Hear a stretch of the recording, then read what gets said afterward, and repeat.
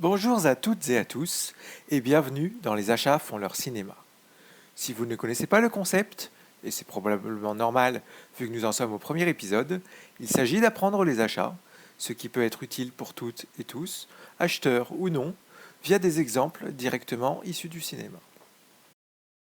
Pour ce premier épisode, nous allons parler d'un exemple qui me tient particulièrement à cœur, car c'est celui que j'ai utilisé comme sujet dans le premier examen que j'ai donné en tant qu'enseignant. En grand fan de Star Wars, je ne pouvais pas commencer par autre chose. Je vous préviens qu'il peut y avoir quelques spoilers, mais honnêtement, le film le plus récent dont je vais vous parler a bientôt 5 ans. Vous avez eu le temps qu'il fallait pour le regarder si vous vouliez. Et rassurez-vous, je vais pas vous dire que est le père de ou de Bip, ou que a tué Intéressons-nous à l'étoile noire, ainsi que ses variantes, l'étoile de la mort et la base Starkiller. À chaque fois, ces stations spatiales, capables de détruire des planètes, sont présentées comme l'arme absolue, et à chaque fois, cela finit de la même façon, par une explosion géante et une station spatiale en miettes. Cela démontre un certain nombre de mauvaises pratiques en termes de management des achats qu'il est important pour moi de vous aider à identifier. Tout d'abord, l'analyse du besoin a été mal faite initialement.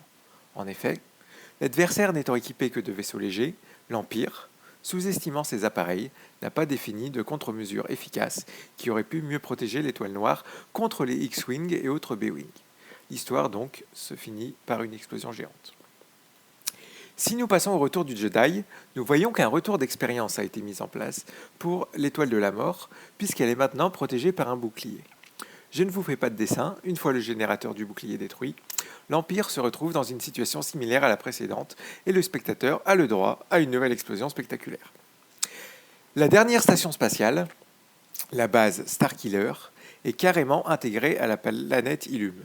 La technologie a évolué en 34 ans après la première station, notamment en termes de système de concentration de l'énergie, mais le principe reste le même et le résultat final, une explosion. C'est le deuxième point que je souhaite mettre en avant dans cette vidéo, c'est que le besoin n'a pas été challengé plus que ça. L'Empire a probablement utilisé un cahier des charges descriptif, centré sur le besoin, plutôt que son véritable besoin qui était de détruire des planètes. Par conséquent, des fournisseurs, avec des techniques innovantes, comme les Yuuzhan Vong qui se basent sur des techniques biologiques, n'ont pas pu proposer leur solution, répondant aux mêmes besoins, mais de façon très différente.